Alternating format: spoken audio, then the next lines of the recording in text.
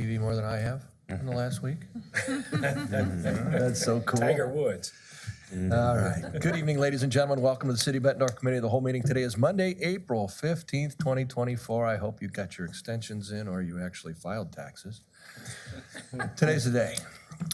So we have an agenda tonight, which will take us some time. So let's get started with our first presentation. This is the update on the comprehensive plan. And this will be provided by our Community Development Director, Mark Hunt, and our Senior City Planner, Taylor Beswick, who I'm told did most of this work. Is that right, Mark? Did quite a bit of it, yeah. All right. Move to approve, Your Honor. Deadline I need to get something up. Apparently someone has somewhere to go tonight. 6:30, we're going to be in front of our TVs again for Caitlin Clark. Yeah. The Jarius remote, Your Honor. Okay. Thanks, Your Hi, Honor. Jerry. Just, I'm gonna kind of tee this up for Taylor, and I think I'll make an off-season remark. You know, of a pick six in football, I'm gonna give you a take six. So 6 things I want you to take away from tonight's meeting. This is a reintroduction. This is Analogies are way above our head, Mark. So your take six, or your pick six, if you will, for tonight's meeting is just to reintroduce you to the comprehensive plan update. Again, it's not a new plan, it's an update to the existing plan. We're fixing the parts that need fixed, updating the parts that need updated. And those 6 things I want you to think about in the future land use map. The annex and the appendix, the annexation map, the appendix that will show you the changes from the old map to the new map, so we know why we made a change if we made it. You remember a case in particular, just north of here a little bit, where we had an old ball field that people thought was supposed to stay a ball field forever. We changed the map by error, it didn't get changed like it should have. That appendix will fix that. We know why we changed something, so if the future land use map changes, we made a tracer to why it changed. You've got to do sub-area studies for your downtown, for your TBK district, for the Magnolia Hawthorne area. Those are really important. That's all new information. Those areas have changed a lot. We're doing a lot of things in those areas. That will drive future plans, I think. And then we updated the action items. Remember, we left the goals the same, but some of the actions under those goals are done. There's new actions to be taken. Because you finish one, you gotta go to the next step. That's the way this business works. So we updated those as well. So those 6 items, if you're looking at this plan going, what's different? What does this mean? I would focus on those 6 things. And then I'll also leave you with this. Taylor's gonna give you all the detail stuff. He's the detail guy in this operation. But we're gonna have another chance to sit down and talk to you and go really through this in a work session at the upcoming Committee of the Whole meeting in May. And so after you kind of reintroduce yourself to this product, we're really proud of it. Think about these 6 things. We'll answer as many questions as you want to answer tonight, but we're gonna sit down with you again. And we'll go page by page if you want to. And explain to you what changed and why we were really impressed with this product. With that, I'll turn it over to Taylor. Thank you, Mark.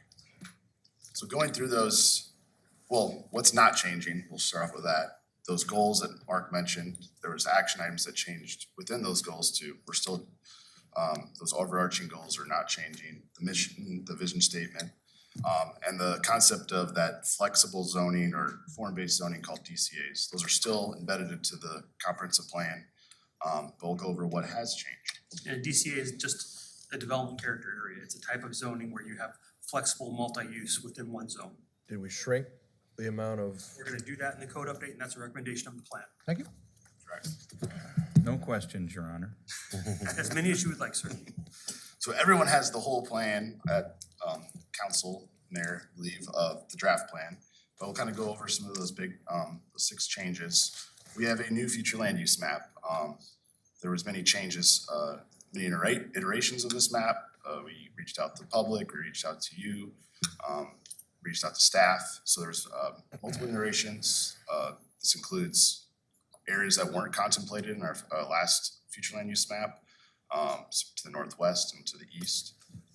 Changes from business park to commercial, etc. And then 2 new land use categories. A neighborhood commercial area, which is not a new, it's the same name, but it's a new light commercial area. And then a conservation subdivision land use category, which really protects the land from being over graded or some sensitive areas near floodplain or forested areas It's really to encourage development to preserve that natural topography and resources.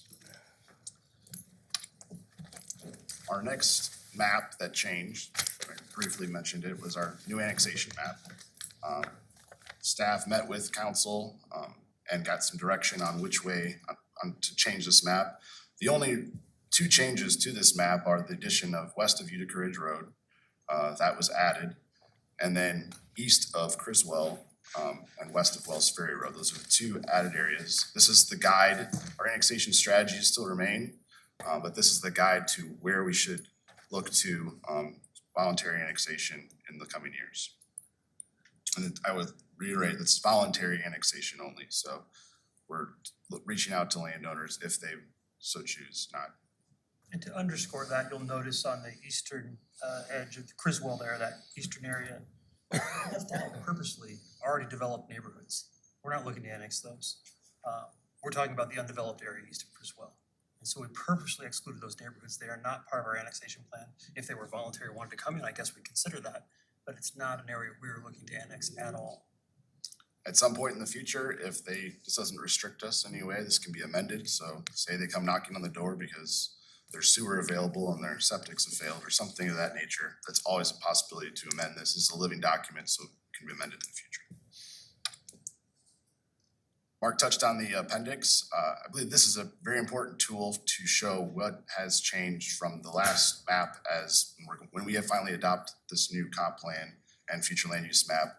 Changes that were initiated from input, from things such as identifying schools and civic areas and parks, greenways, flood areas, et cetera, why those were changed, and based on development trends, et cetera. So those are noted with a map and then commentary throughout. So there's, I believe, over 40 comments and just general areas that are helpful for future staff or when we come on a future case to kind of look at why this map was changed. Shows intention. Ian Kapler calls this from Planning and Zoning Commission. She calls this our legislative history. It is a similar concept for sure. A big chapter in the plan is our focus development areas. We have 5 areas in this plan, including our downtown area, which aligns with our downtown master plan update. We also have the Duck Creek Heights area, which is Magnolia and Hawthorne Parkway, that area, kind of a community development project. Middle Road Corridor, which is undeveloped area. The I-80 interchange, which includes portions south and north of the I-80 up to Indiana. So we have some undeveloped, and obviously TBK is developing south of I-80. And then the east annexation area, which is kind of mentioned with the annexation map. So each of those have sub-reports and some suggested and recommendations for varying different things. So Duck Creek Heights has adding connectivity. We have downtown, which really is all reiterated in our downtown master plan. The Middle Road Corridor has some suggestions for connectivity and possibly some like a corridor study of sorts. So there's multiple recommendations within the plan. This is just an overview of those development areas. You want some comments real quick now? Sure. I know on that Duck Creek Heights, I read that last night, but then on our master plan, the other night, Decker, we didn't have that identified as far as a possible park spot. I don't know if we want to add that into the Absolutely. park plan. Absolutely. What we do for the park in that area, I think will be the buyout area. That's just a few blocks south.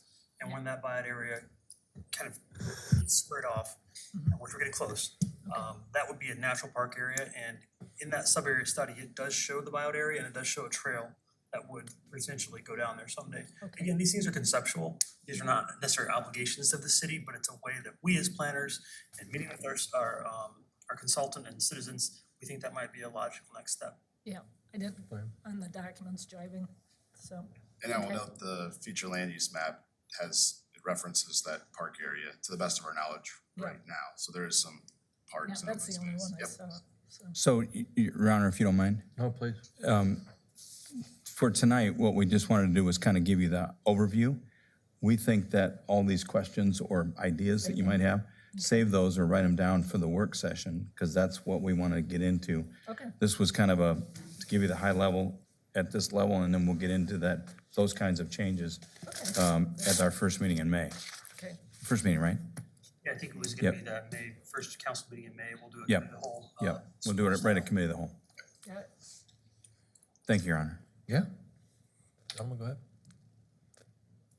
Another big component I think and Lisa. effort for developing the update was citywide plan alignment. So we have multiple plans that have been updated as far as we're updating our Parks Master Plan, but there was an update in 2017. We have our bi-state regional, our economic development plan. We have the strategic plan from Parks. We have a long-range transportation plan from bi-state and going on. We have a new downtown master plan. So all these plans were taken as input into this comprehensive plan, and they feed into the data, into the vision. So having alignment throughout these plans is integral. It encourages collaboration between not only departments, so you have the parks, you have public works, but also across from other cities and agencies in Quad City area. For example, if you were to look at the future land use map in the downtown master plan, it will be the same future land use map as in the comprehensive land use plan. That's a really important thing. You don't wanna have two versions of the map out there. That's one silly example, but it's one that's really important. Or you'll note there are some action items that are in alignment with our strategic plan, city from either years past, in the 2 years past or this current year. So there's a lot of alignment through all these plans. Just wanna note that. And finally, as referenced before, the updated action items. We went through to look at some of these have been completed, such as our downtown area has realigned Grant State Street, so that's no longer needed. So we added new action items, or I should say RDG recommended those items. This is just, each chapter has different action items, so this is just chapter 1 and 2, our land use and our focus areas. But you can go through each chapter and you have those suggested actions, be it policies, et cetera. That's how the plan's organized. So those were updated to be things that were completed. Some things that haven't been completed, so we still leave them in there. That's all for, got it. Questions? Yes, Greg, Jager, Thank you, Your Honor. not Adamson, Jager. Guys, I want to thank you for meeting with me and talking about it. We went through this for maybe an hour and a half, 2 hours, so give me up to speed on it, and I really appreciate that. Is the document that everybody has the document we're going to be talking about on May 1st? Okay. All of the in-the-weeds kinds of things that we were talking about during my discussion, do you want me to bring those up again, or do you want to? I think it'd be instructive for the group. Okay. We've noted them and we've already started making some of those changes in our version. I don't want to take up time that I don't need to take up, but some of it was big, some of it's small. In the action items, right at the very end, the 1s and 2s, the wording of the document is such that the 1s are mandatory. And I don't want to have our plan say we have to do anything, it's a plan. So I suggested a change there. At the 30,000 foot level, I talked to Decker the other week and I said, well, how do we describe our city? What is our city? What are we? And then what do we want to be? And how does this plan get us from where we are to what we want to be? And Decker said, you know, I think what we might consider ourselves is a regional tourism sports hub. And I said, did you guys think about any of that in all of this process? And the response was, well, we took the city's vision statement because that's the official statement. So a lot of this document is geared towards what we have done in the visioning process, not necessarily to what we are and what we want to be. And I do challenge the council to think about that a little bit. Is there something that we should instruct staff that would help the city be what we want it to be beyond the updating of the existing vision statement? So the other stuff, thank you, I'll happily wait. Other questions? Yes, Lisa. How much does that alter, I mean, that's vague to me, but how much does that kind of kick in the pants, all the work that's been done with the other organizations in the community? I think Versus I us think they've just- done a lot of work. I think it's all good work, and I don't want to disparage any of it. I'm just saying, if I were looking at this, I'm the new guy on the block. I'm looking at this, I'm saying, what are we? What do we want to be? How are we going to get there? And I think the TBK thing really might be worth our thinking about in terms of visioning and all the rest of it. It's my understanding that there may be more development out there along the sports tourism kinds of things. And as we become more and more that destination, are there things that change because of it? I don't know, but I just think it's worth thinking about. Very much so. Other questions, thoughts? Yes, Scott? Thank you, Your Honor. I'd also like to reiterate Greg's comments, and I'm also grateful that you guys were able to meet with him and Save us 2.5 hours. To listen to it, the whole hour and a couldn't half. be more thankful for your time and your dedication. Thank you, Your Honor. He's our second favorite alderman. Wow. Any other thoughts, questions? All right, gentlemen and your staffs, thank you very much for the work that you've already performed and the work that's coming next, because this is just one step in a longer process that will take quite a bit of diligence and time. So, we appreciate you. Thank you. All right, let's move to consent items C and D, a discussion regarding the capital improvement projects and our projected versus actual costs. For that, we welcome our Public Works Director, Mr. Brian Schmidt, and our city engineer, Mr. Brent Morlock. Gentlemen, thank you for your work as well. You have the floor. Thank you, Your Honor. As part of the goal-setting practices that we had this past October, one of the goals that you set in front of us was to evaluate CIP and to present to you in some format of projected project cost versus the actual cost, and to come up with some type of summary or something like that that we can give to you on a repeated basis. And I think Brent put together something, a spreadsheet here. I believe that you guys have a copy of that in front of you. Yep. And then I'll just turn it over to him to kind of explain to what our thought processes were in presenting that to satisfy that goal. But we also wanted you to, if you guys have any inputs or want to see something different, please let us know. Yeah, the only thing I'll add to what Brian said is another kind of impetus of this was a question regarding our contingencies that we have been pretty routinely approving as part of our total purchase order amounts for projects, probably over the last 6 or 7 years. They've been a little unique this year because we've had some really favorable bids. So as I step through this, I'll kind of explain the thought process on those, and then if there's anything different that we'd like to see, or if council would like to see going forward, we can obviously adjust. So these are the major, I would say, programs and projects that have been bid so far this year. As we walk through the spreadsheet, you've just got your CRP project number, project name, so you can try to reference through if you need to, if you ever look back. We just sent this to Jerry on email, so Jerry, you might have it on your email, but hopefully you can see the screen. Yep, send it to all of council as well, so everybody should have that. And this will be, to Brian's point, something that we'll continue to update as projects bid, and we'll get this out to you, whatever frequency we want, monthly at a minimum. Maybe periodically if we've got larger projects that we feel we want to reflect on there. So the first major column would be the bid amount. So that is the hard bid that we received for a project.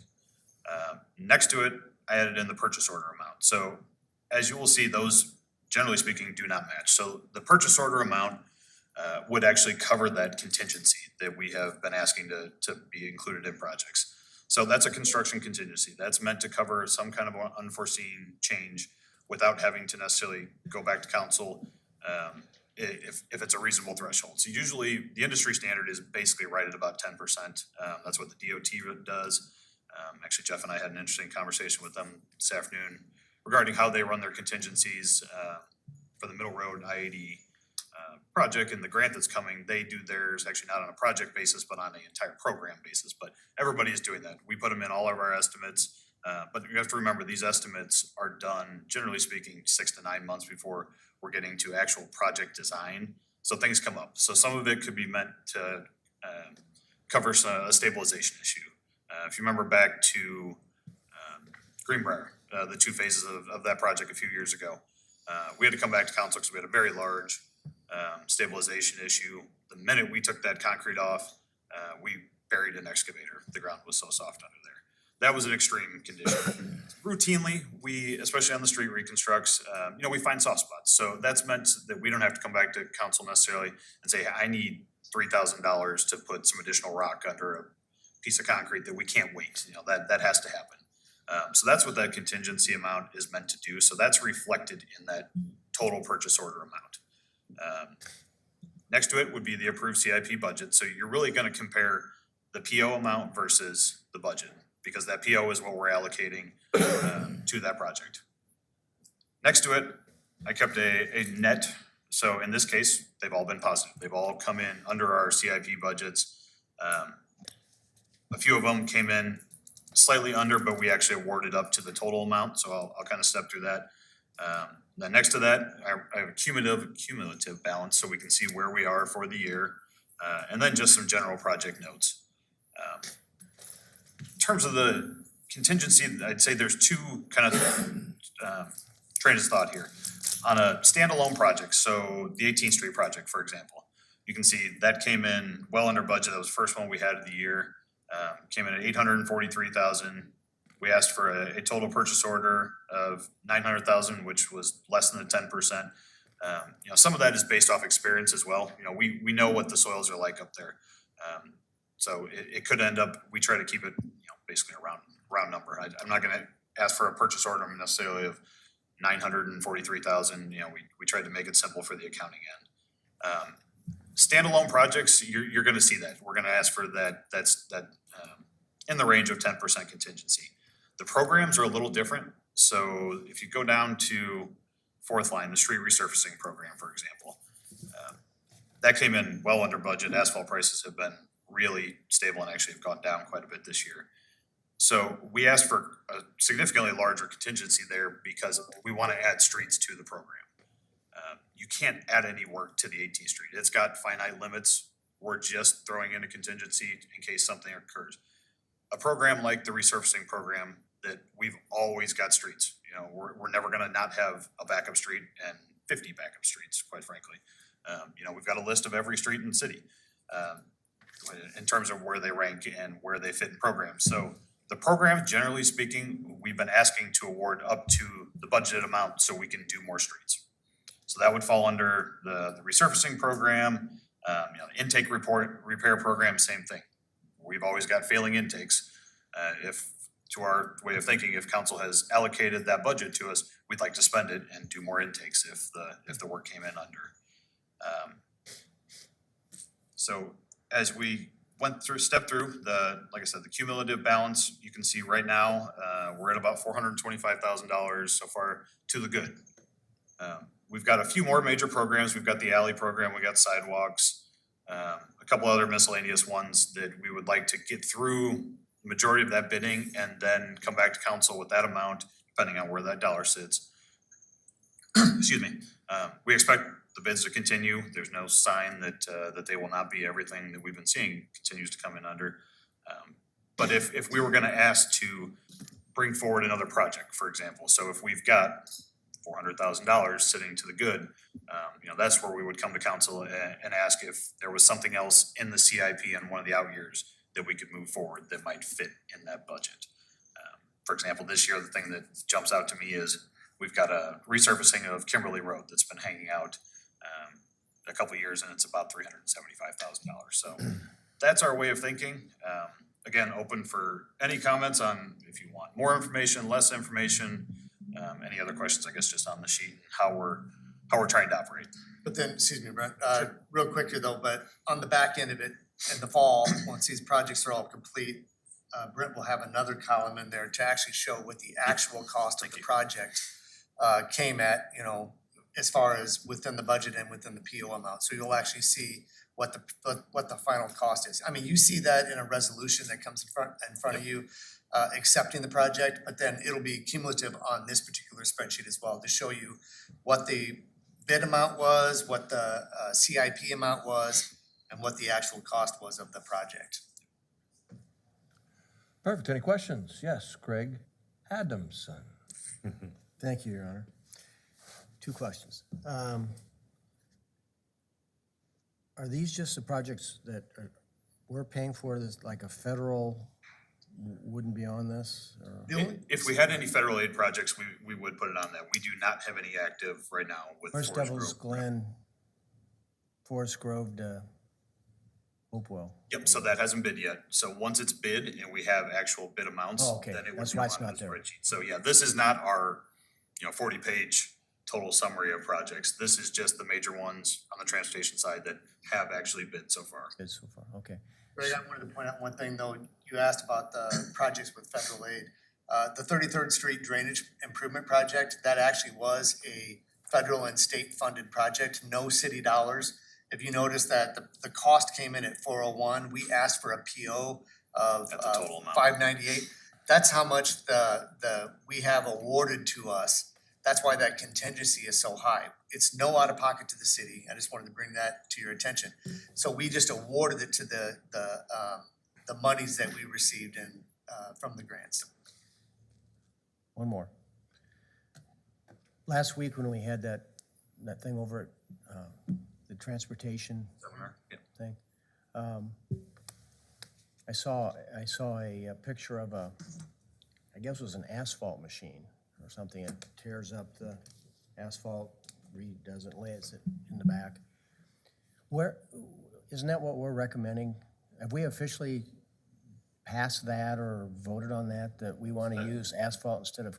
That's actually another one of your goal items from goal setting was we were gonna prepare a white paper, and we're still working on it, the pros and the cons of trying to, whether we want to just mandate the new streets, and you're talking residential subdivisions, correct?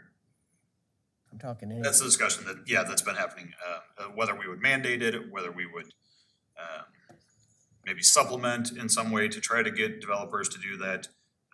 There's a lot of things that need to go into it. Brian and I have been working on that. We've been talking to some of our colleagues around the state.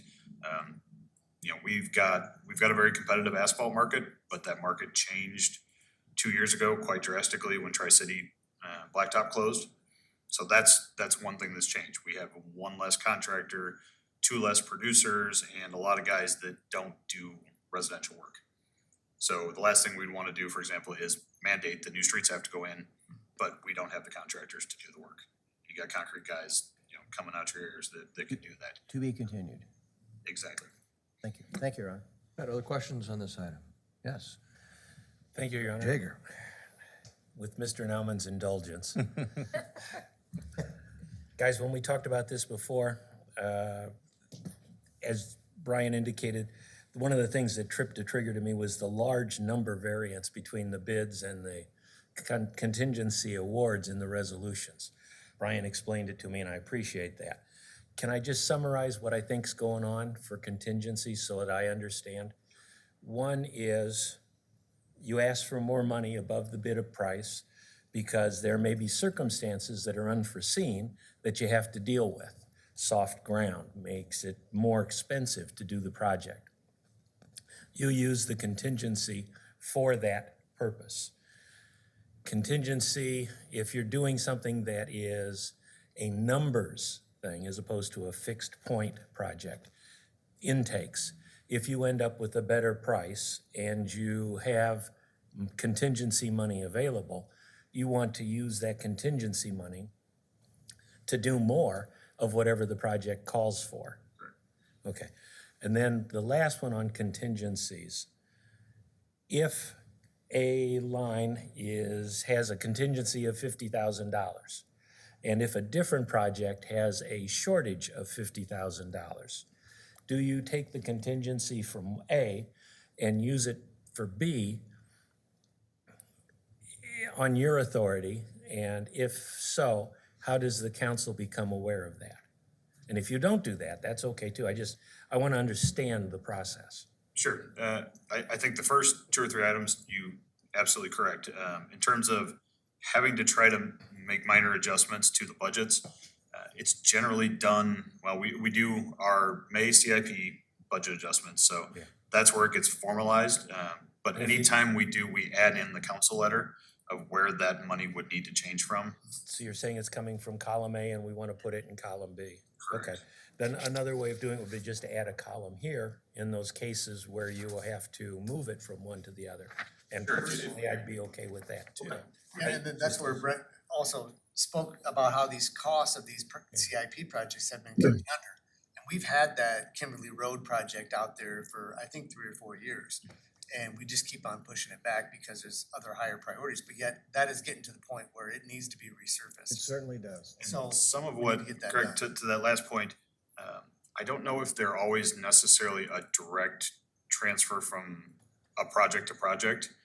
You know, I would say that if we have excess budget, so some of these, you can see kind of the notes that essentially it goes back to our GO fund balance, I would say. So, and Jason, maybe if you want me to But state then it under differently. what circumstances can you tap the GO fund balance without having the council be aware or give resolutions or So motions or that something? would only happen during the award. So that's when we present a council letter asking to award a project. To my way of thinking, that's when I'm asking, if we ever need to do it, which isn't very rare, but it's in that budget section. Like in consent D for tomorrow's agenda, you're doing traffic lights.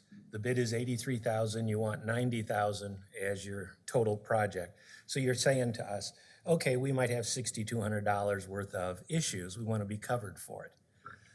If you needed more than 6,200, are you saying that you would not tap any other available fund balances and come to the council and say, hey, So we if need more? we go over the contingency amount, Yeah. then we are just applicable to our purchasing policies.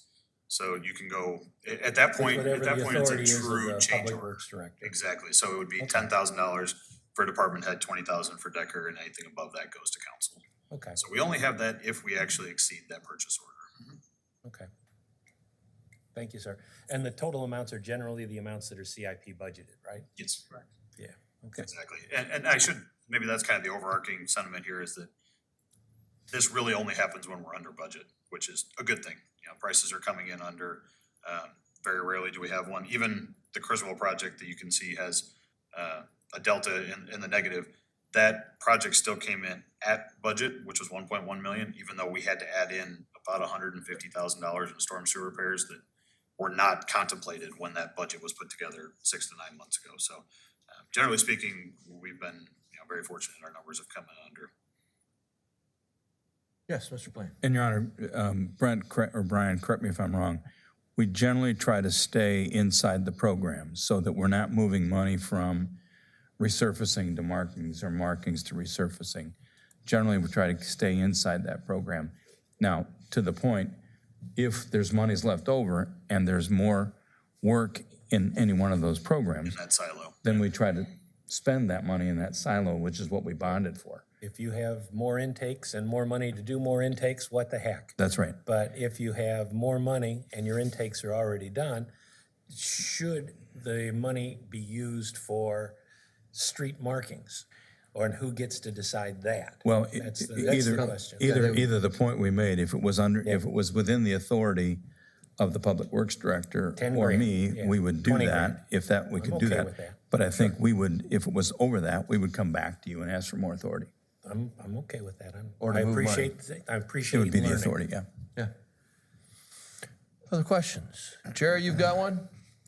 Yes, Your Honor, thank you.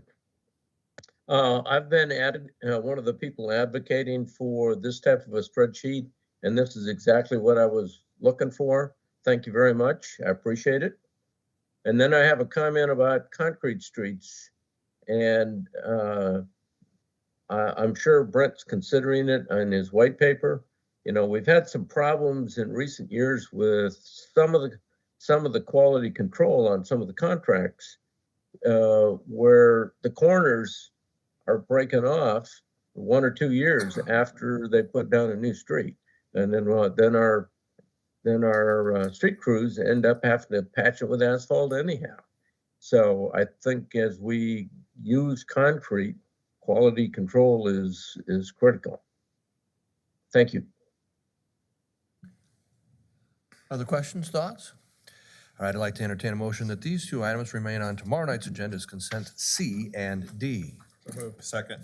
All those in favor? Aye. Any opposed? All right, we'll take those up tomorrow on the consent agenda. We move to operational items, the first of which is for Public Works Director Brian Schmidt. And actually, 3 in a row for you. Before we go back to Mr. Hunt, talk to us about our Federal Transit Administration funds in these different sections. Mr. Schmidt, if you would, please. Thank you, Your Honor. Coming up front here with me is Austin Whelan. He's our Transit Operations Manager. I know that this was on a topic of discussion tonight, and I know you guys have probably not had an opportunity to meet him, so I thought, Welcome aboard, heck, Austin. so, Austin was an internal candidate that I promoted up into this position last June. He was previously our operations coordinator. He's been doing an outstanding job managing the transit operations, and Jason can attest as well. Him and Calissa have been doing yeoman's work in managing all the grants. Speaking with the FTA and whatnot, they're all happy with everything that he's doing, as well as I, and I just wanted to have you meet him this evening. Tomorrow night in front of you, we have 3 public hearings and resolution approving applications for us to receive transit funds. This always happens this particular time of year. And one of the things too that I had Austin put together is a white paper that kind of shows you the funding, different funds that are available to fund our transit system. You have all that, you have a copy of that in front of you. If you have any questions, I can maybe just have Austin briefly go over that for you. Okay. Let me see yours. I don't have it. We didn't want you to have it, Your Honor. Apparently not. I'll have to take a look. Austin, you might tell the council a little bit about your educational background, because they've never met you before. Yeah, well, it's a pleasure to meet all of you finally. So I'm a graduate of Augustana College, 2018. I've got a degree in business administration, minor in finance and a minor in accounting, and a minor in economics. So I kind of just did the plethora of things there. Started my career with Enterprise, ended up at State Farm shortly after that, and then here with the city as the operations coordinator. So joined my work in the public sector, and excited to be the transit operations manager. Fantastic. And we were excited, Your Honor, that Austin took the opportunity to step into transit. As you know, Mark Garrow stepped in from what I would call the operations side of the house with being a mechanic.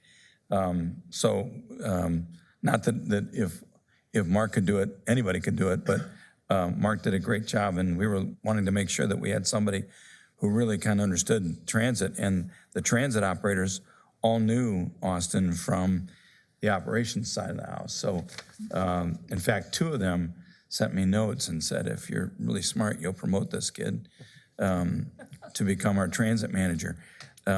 They're discipline problems, but we dealt with Young them. adult, correct, Kathleen? Is that where I'm, young adult? Jeez, So we're what are we really gonna do with him? really glad that you jumped in, and he's doing a great job, so. Thank you. Awesome.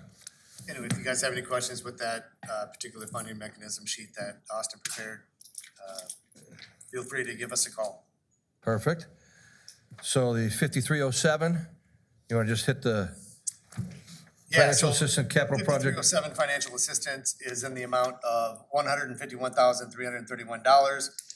This is just a application, approving the application for us to receive those particular funds. And that is items to appear 9 and 10. Items to appear number 11 and 12. And that's based on our vehicle revenue miles, population density. So Yes. it's an offset based on a calculation. It's a formula program. Okay? Yeah, correct. And those funds will go towards our maintenance costs on our buses and facilities. So many of you know that the car wash up at Public Works is owned by the transit department, so we pay for the maintenance on that as well as our preventative maintenance on our buses. Okay. We've got some hardware, software costs for our vehicle location software that's on board our buses that allows the public to utilize the transit app to track the buses in real time. Perfect.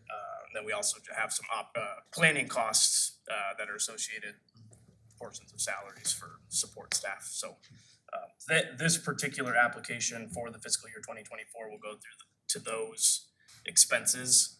Our normal operating expenses, driver salaries, fuel, all that type of stuff will be covered under the ARPA funds that we previously applied for and received last May. May 23, yep. You know, Okay. those funds kick in July 1st of this year.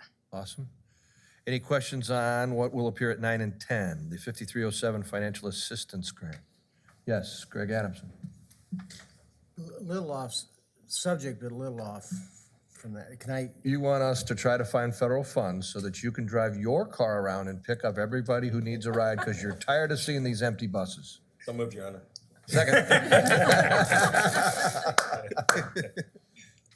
serious as a heart attack, Your Honor. So was he. Austin, the program as we have it and the model that we have, I'm very happy with it. There's been a lot of changes made and I think it's more efficient. But there's gotta be a model, public transportation model out there somewhere that's better than what we're doing.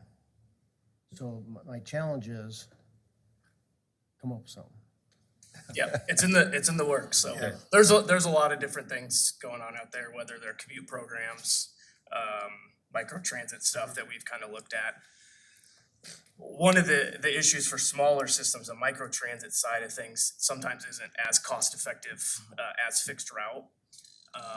So one of the things that I learned and sitting in my operations coordinator role, I always thought the same thing. The empty buses, the ridership isn't quite there. We are recovering post-COVID.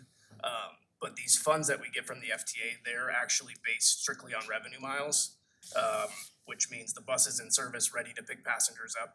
And that happens the second they leave the Public Works building and until they get back. So in essence, the buses could run empty all day. And we're still gonna get credit for those miles that we're driving. But I do 100% Like I said, understand. 100, Yeah. that's great. But people that work second shift and third shift that need public transportation to get to work at Walmart at 11 o'clock at night, this doesn't do them any good. So all I'm saying, and I've been saying this for 14 years, so you're new. We all knew what was Gotta be a coming. better model than driving around a fixed route. Understood. Other questions or thoughts on 5307 Financial Assistance? All right, let's move to the 5307 Capital Project Funds. So, yeah, these are the 5307 funds that we can use for capital projects. This in particular is our special project for our bus replacement that is happening this fiscal year. We're scheduled to receive those buses this June. We applied for, or we issued the PO, my apologies, we issued the PO for those buses back in August in the amount of $853,000. So this application for the 363,640 is a portion of the federal funds that are going towards that bus replacement. So it's essentially half of it. So we're splitting the federal funds, half 5307 and then half 5339, which is coming in the next item. Questions there? All right, let's move to the 5339. And then same thing. So this This is the other half of the grant- buses. Yeah, the 5339 grant is specifically for bus and bus facilities. So these funds we accumulate over multiple years until our vehicles hit their useful life and we replace them. So we go in, pull all that money together to purchase, so. Okay, further questions? This is just the application to receive, my apologies, this is an application to receive the funds. Again, the purchase order was issued in August under our pre-award authority, so we can issue the purchase order knowing that the funds are already allocated to us. Now we just have to submit the application to receive them to be able to pay for the buses when they show up. Perfect. Questions there? Austin, nice job. Thank you. Thank you, Your Honor. Nice to meet you. We're glad that you stayed with us and moved up. That's awesome. Thank you very much. Yeah, you bet. All right, we move to consent agenda items, and this will be a presentation on consent G. For that, we welcome Community Development Director Mark Hunt. It looks like Greg Beck's coming up to join you. Thank you, Greg, for being here. Appreciate your work. Thanks, Your Honor. Gentlemen, you Yeah, have four. This one might stir the memory banks for you a little bit, 23049 Glenbrook Circle South. I don't remember these people at all.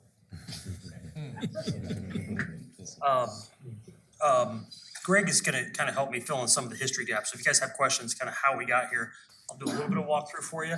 They're from But what we Burlington. have, what we have for you is a site development plan today. Also in your packet is a related plat. So those two documents, as you know, go hand in hand. We subdivide the land and then we develop it. 3341 Glenbrook Circle South, site development plan. I will also talk about the plat briefly in this presentation.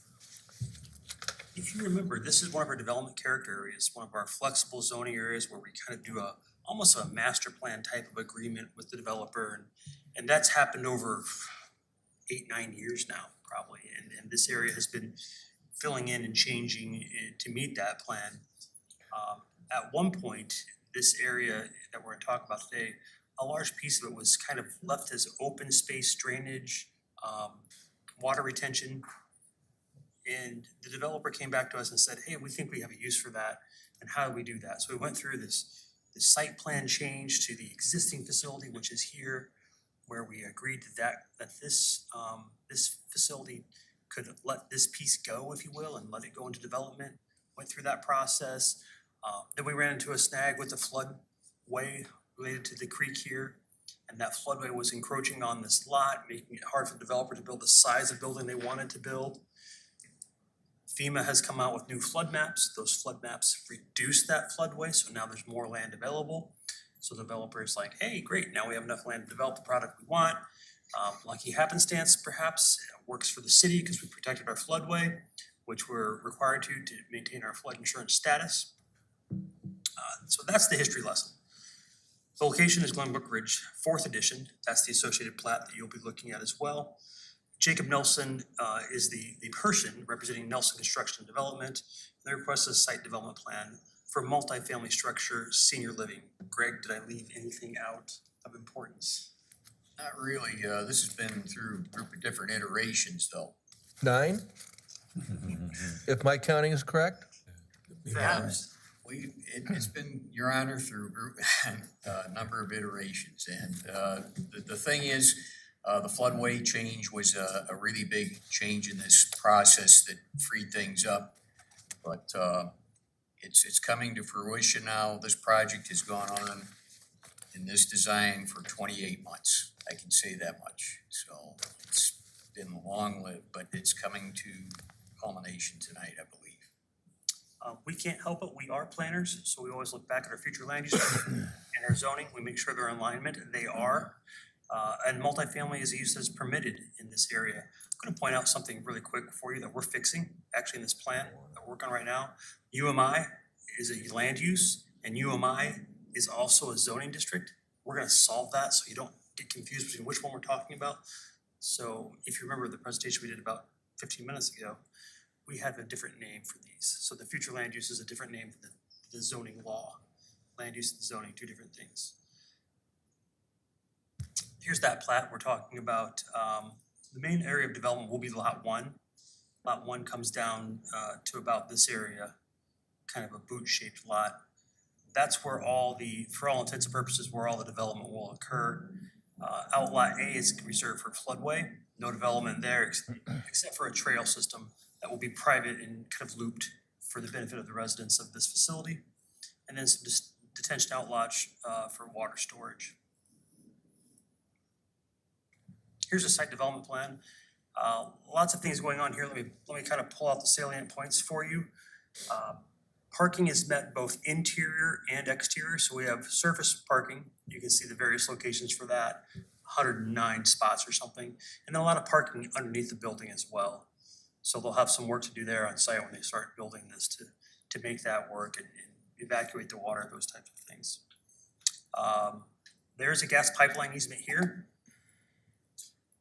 75 foot wide.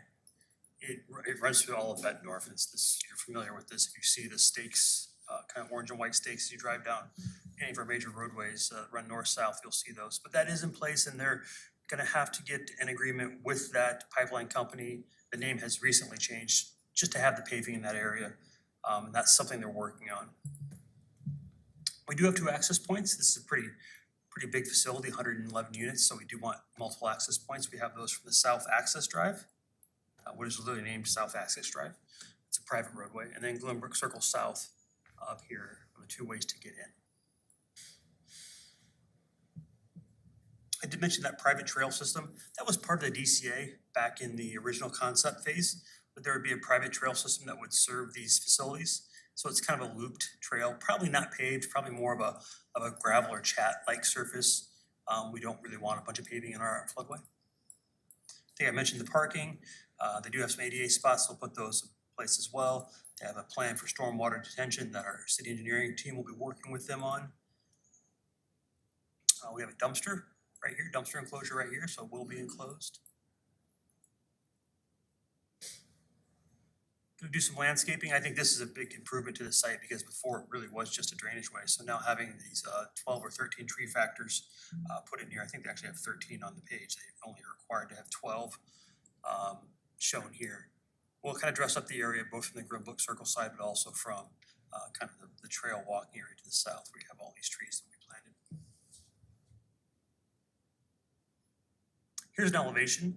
So it's 3 stories in height, a very similar height to the building right next door, the retirement village that's right next door, and a kind of similar fenestration on the outside as well. We have a positive staff report with conditions. I am going to outline those conditions to you because there's so many of them, because we have so much going on this property. We're working with the developer. They're very aware of these. It's just there's been so many changes and things moving back and forth. We want to really make sure those are nailed down. We also had the Planning and Zoning Commission recommend approval unanimously in February with those same conditions. These are included in your report, so you can read them for yourself. Here's the shortened version. The actual legalese language is in the report. But the city engineer is going to certify water quality mechanisms. That's a requirement. Permits are required for any modification in the floodplain, so they're going to have to get floodplain development permits from us. Remember, there's floodway and floodplain. The floodway will not be developed. The proposed limestone trail will be private. It will not be owned by the city. It will be private and will serve the citizens of this development.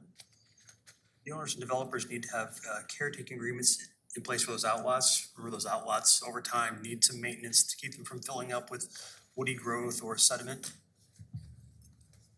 The engineering department will need to see the details for the pumps and piping related to removing the water from the underground parking. A signed encroachment agreement with the pipeline company so they can put that paving and parking in that place on that east side, if you remember the map. And in the southern access, that's a private roadway and will be maintained by the owner or the owner's tenant, or owner's association in this case. I will be happy to answer your questions. Questions? Greg Adamson. Thank you, sir. The sidewalk in the front, Devil's Glen, runs north and south. That will get done with the widening, correct? Yeah, that will be done with the widening, yep. Okay, because there's a lot of people in there, and they did do the sidewalks out to the street. Yep. But the only way to get across the street is, which I thank you for getting that Yep. And crossing done. yeah, this lot doesn't actually frontage on Devil's Glen. Correct, but, Yes, yeah. that's a future, I mean, there's a lot of people in that area now. that could be one to use those sidewalks for sure. Yeah.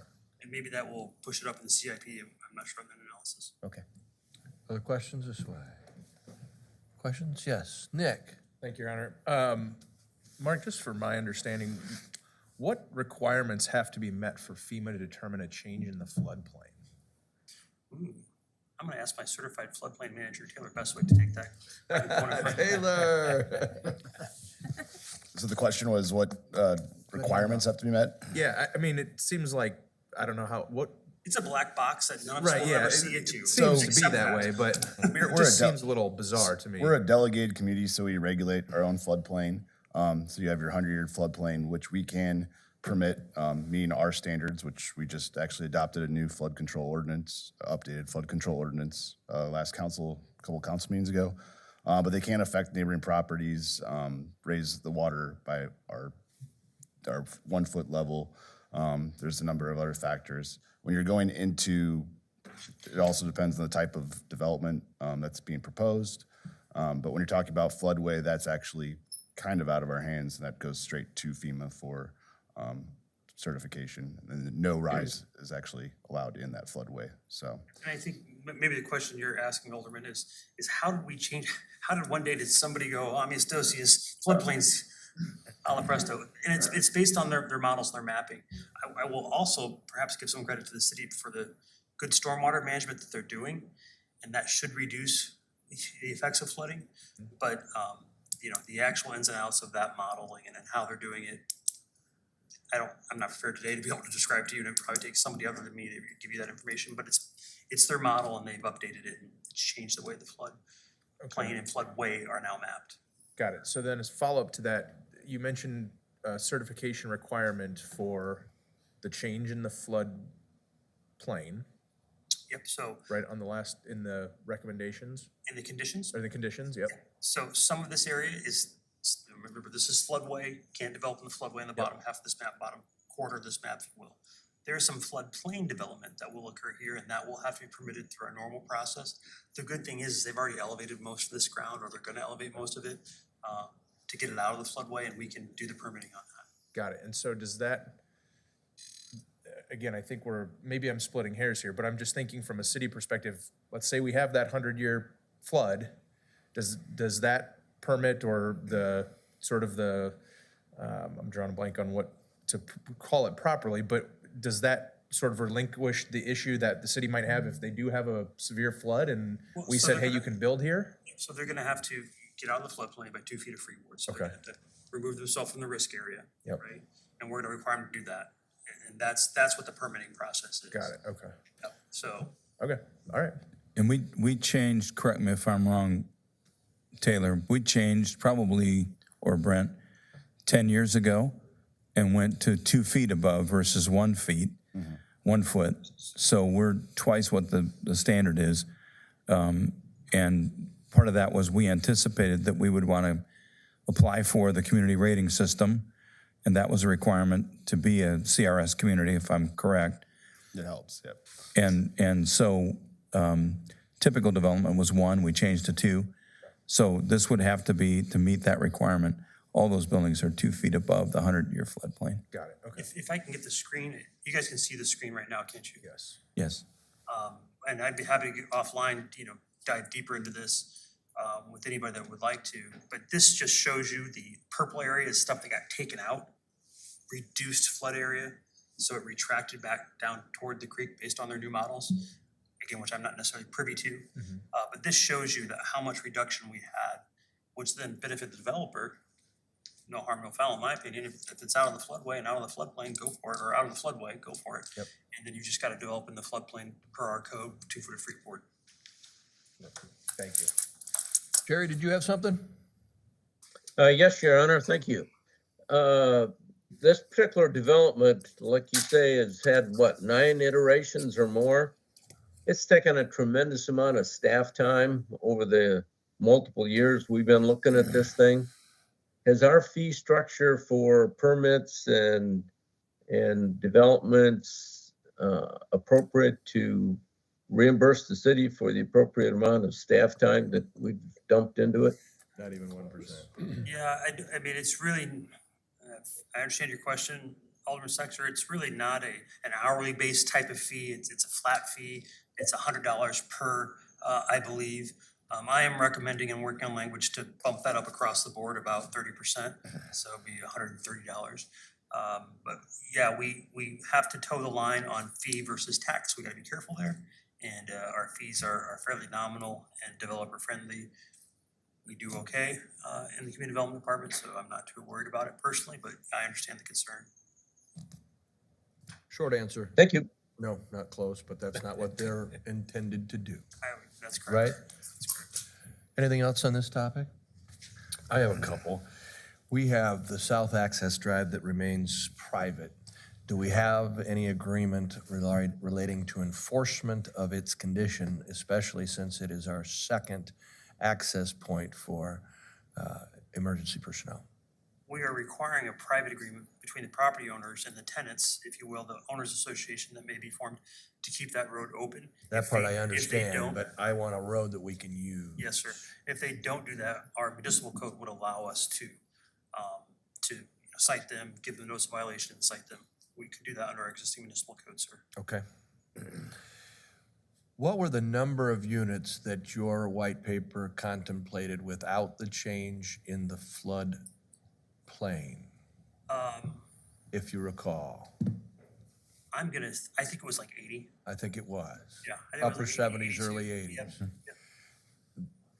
So this is kind of a stroke of luck for the developer, but to your point, no harm, no foul. They were at that time contemplating how many units, if you recall? It was 111 was always the figure Yeah. that they wanted, and it happened to work out within about, they could have gotten 113 units, so they, with the new map that came in. And that was our biggest concern all along, is the number of units, the density, without the use of the floodplain. Okay? This will be a different type of project with the garage and the water pumping and the things. I just want to encourage us to make sure we remain vigilant on our inspections so that we don't have issues down the road for the project that maybe didn't get completed properly. Yes, sir. Your Honor, we had a similar project at the fountains with underground parking and pumping. So we have some experience that we can help them with, because we went through a little bit of difficulty there at the start, but I think that's been resolved. So we have some experience to help with that. Thank you.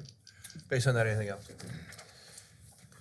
All right, let's entertain a motion that this remain on tomorrow night's agenda as consent item G. So moved. Second. All those in favor? Aye. Any opposed? Let's take a look at our whole consent agenda, and if there's any item on consent that any particular council member would like to discuss at this time, well, let's do it. I look to my right, anything there? To the left? Yes. Craig Jager. Thank you, Your Honor. Chief, on the replacement of 3 vehicles, I'm not sure I understood correctly the lease agreement that was prepared. It looks to me like we're paying about $24,000 a squad for lighting. Is that correct? I believe all the costs are included in the lease agreement, not just the cost of the squad or the vehicle itself. But it looked to me like a component portion of that are the lights, and that component portion was $24,000. Do those lights become property of the city, or are they returned to the enterprise at the end of the 3 years? They're ours, yeah. There are. Okay, thank you. Anything else on consent? All right, then I can entertain a motion to approve all remaining consent agenda items. So moved. Second. All those in favor? Aye. Any opposed? All right, we'll take them up as the consent agenda for tomorrow night. Any items for council to add? Yes, Lisa? Just sometime can we get a few minute update on status of the pool? A status of the landing, we can do that at the next, you want to do it now, Brent? Is it possible to go up there and actually look at it? I mean, go up there and actually. is it Yeah, just- we're drive just right on getting up. away? Yeah, just go in there and tell them you're somebody. I don't wanna lie to them. You can walk along the fence. Brent, would you like to just give us a little update? Sure. People always ask me, so. We do have, I think Angie was cringing because I was probably gonna reference. We do have a website on the city page, so we've got a microsite that we've been updating periodically. Find them there. A lot of progress has been made. So we have 4 buildings, if you remember, that are part of that. So the, along 23rd Street is the pump house mechanical building. Full exterior, it's a concrete masonry unit building, that's up, roof is on, electrical, plumbing, equipment installation has started. And then kind of we work our way around, the lazy river is probably 80% complete. Again, a lot of this stuff's hard to see from middle because of the grade, so if you get a chance, maybe take it down a drive past 23rd, but they've been working diligently on the walls for lazy river, all the piping is done.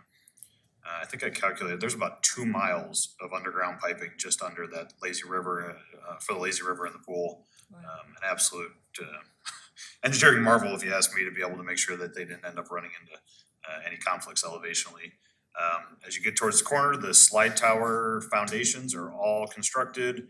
The steel is on site for the tower itself. The slides are still in transit. I think they're coming from Turkey, I believe is where that order was coming from. So those are should be here hopefully in the next month. The activity pool, the main pool, is completed. All the concrete work is done. The foundation for some of the amenities are in there. The bathhouse that fronts Middle Road, so the restroom facility, all the walls are done for that. Roof is going on, almost done. And then as you start working your way south, you definitely would have seen this, I guess, in the last 2 weeks. Big milestone, the steel finally arrived for those buildings. All the steel's up and walls are starting to go up, so that would be the pool administration building and the warming house for the ice rink. And plans for the ice rink are complete. I have one item left, I think, for GCI to price, and then hopefully at the next council meeting, I'll be bringing forward a change order to add that into the contract officially, with the intent that we've already locked down an ice rink contractor. We needed to do that and make sure we could get open by this fall, and GCI sees no issues with that at all. It's actually Rink Tech that's been the company that worked on our portable rink for all the years. So a lot of progress has been made. The main parking lots, all the curb and gutters are done. It's rocked. There's a lot of activity. Yeah, it's cruising. Okay. Anything else to be added to tomorrow's agenda from council? If there's an opportunity to take the folks up there maybe after hours to walk around with the Yeah, contractor? I'm sure GCI could get us in there. We just have it gated off, but yeah, I don't think that'd be a problem. Okay. All right, I have nothing to add to the agenda for tomorrow. I'd like to entertain a motion to adjourn. Second. All right, we stand adjourned. Good work, people. We'll see you all tomorrow evening.